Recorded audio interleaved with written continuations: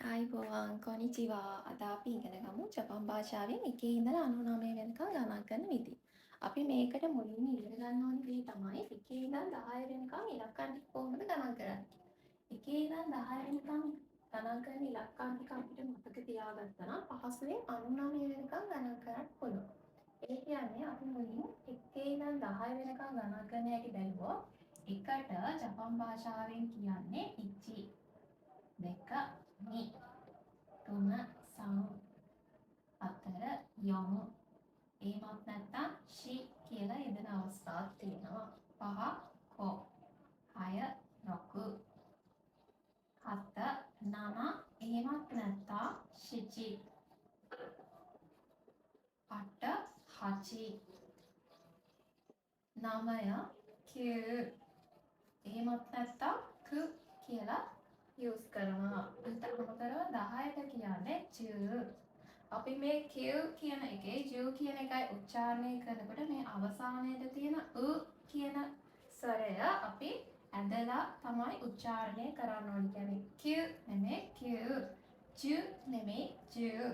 මේ විදිහට අපි උච්චාරණය කරන්න ඕනේ. අපි මුලින් ඉඳලා ආයෙමත් බලුවොත් ඉචි, නි, සම්, යොන්, එහෙමත් නැත්නම් ෂි, කෝ, රොකු, නන, එහෙම නැත්නම් ෂිචි, හචි, කියු, එහෙම නැත්නම් කු, ජු. මේ විදිහට තමයි 1 ඉඳන් 10 වෙනකම් ගණන් කරන්නේ. අපි එහෙනම් බලමු මේ ටික යොදාගෙන කොහොමද අපි 99 වෙනකම් ගණන් කරන්නේ කියලා. ඒ කියන්නේ අපි මුලින්ම බලමු කොහොමද 11 ඉඳන් 19ට ගණන් කරන්නේ කියලා. 11 ඉඳන් 19ට කියලා කියන්නේ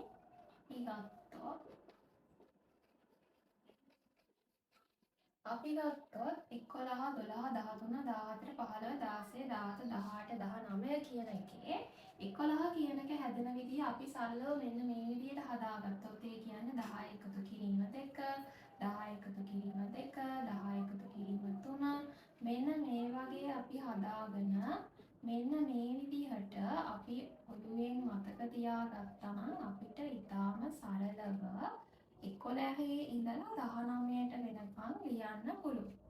ඒ කියන්නේ අපි ගත්තොත් අපි 10 ඉඳන් 1 ඉඳන් 10 වෙනකන් ගණන් කරන්න දානවානේ. එතකොට අපි 10 දැන් අපි ගත්තොත් 10 එකතු කිරීම 1. එතකොට අපි මේක ලියන්නේ ජපන් වලින් දැන් අපි කලින් ඉගෙන ගත්තනේ 10ට කියන්නේ ජු.